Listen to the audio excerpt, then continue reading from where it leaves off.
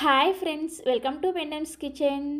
ఈరోజు వీడియోలో ఇడ్లీలోకైనా, దోశలోకైనా, వడలోకైనా, పూరీలోకైనా, ఎందులోకైనా సరే చాలా చాలా టేస్టీగా ఉండే మహారాష్ట్ర స్పెషల్ పిట్లా రెసిపీని చూపించబోతున్నాను.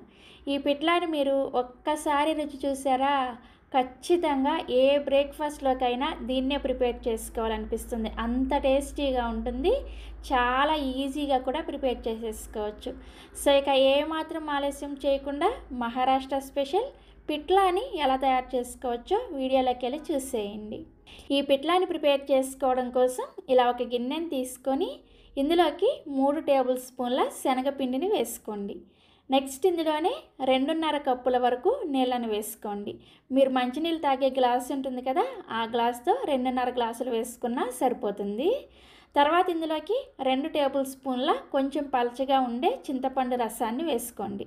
చింతపండుని ఒక గోలీ సైజ్ అంత తీసుకొని ఒక 5 నిమిషాల ముందు నీళ్ళలో నానబెట్టేసుకొని చింతపండు రసాన్ని తీసుకొని వేసుకుంటే సరిపోతుంది. నెక్స్ట్ ఇందులోనే రుచికి సరిపడా ఉప్పుని, అలాగే పావు టీ స్పూన్ దాకా పసుపును వేసుకొని ఇవన్నీ కూడా కలిసేటట్లుగా బాగా కలుపుకోండి. మనకి శనగపిండి అనేది ఎక్కడా కూడా ఉండలు గడ్డలు లేకుండా ఈ నీళ్ళల్లో బాగా కలిసిపోయేటట్లుగా కలుపుకోవాలి. కలుపుకున్న తర్వాత శనగపిండి నీళ్ళ కన్సిస్టెన్సీ చూసారా, ఇలా కొంచెం పలచగానే ఉండాలన్నమాట. మరీ చిక్కగా ప్రిపేర్ చేసుకోకూడదు. నేను చెప్పినట్లుగా ఎగ్జాక్ట్గా నీళ్ళని వేసుకుంటే మీకు కూడా ఇదే విధంగా రెడీ అవుతుంది. ఇప్పుడు ఈ గిన్నెని పక్కన పెట్టేసుకొని నెక్స్ట్ స్టవ్ ఆన్ చేసి ఇలా ఒక కడాయిని పెట్టుకొని ఇందులోకి 2 టీ స్పూన్ల దాకా నూనెను వేసుకొని వేడి చేసుకోండి. నూనె వేడైన తర్వాత ఇందులోకి 1/2 టీ స్పూన్ దాకా ఆవాలు, 1/2 టీ స్పూన్ దాకా జీలకర్ర, 1 లేదా 2 పచ్చిమిర్చిని ఇలా చిన్న చిన్న ముక్కలుగా కట్ చేసుకొని వేసుకోండి. నెక్స్ట్ ఇందులోనే 1 టీ స్పూన్ దాకా సన్నగా తరిగిన అల్లం ముక్కల్ని వేసుకోండి. అల్లాన్ని అస్సలు స్కిప్ చేయొద్దు. అల్లం వేసుకుంటేనే ఈ పిట్లా అనేది టేస్టీగా ఉంటుందన్నమాట. తర్వాత 2 రెమ్మల కరివేపాకును కూడా ఇలా కొంచెం చిన్న ముక్కలుగా కట్ చేసుకొని వేసుకోండి. వీటన్నిటిని కూడా లో ఫ్లేమ్లోనే ఆవాలు చిటపట్లాడి అల్లం ముక్కలు కూడా పచ్చివాసన పోయేంత వరకు వేయించుకోవాలి.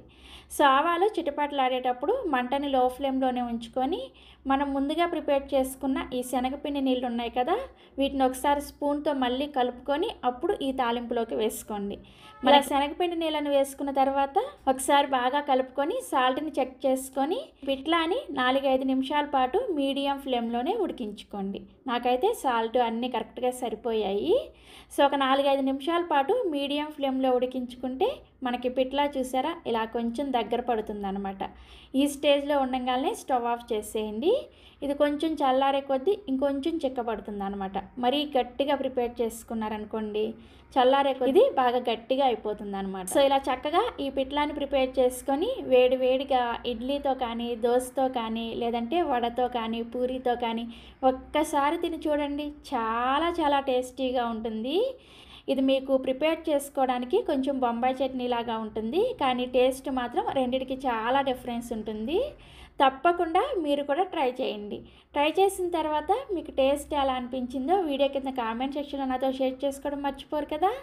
అలాగే మరిన్ని ఎమ్మీ అండ్ టేస్టీ రెసిపీస్ కోసం వెంటనే పెండెమ్స్ కిచెన్ని సబ్స్క్రైబ్ చేసుకోండి. Thank you.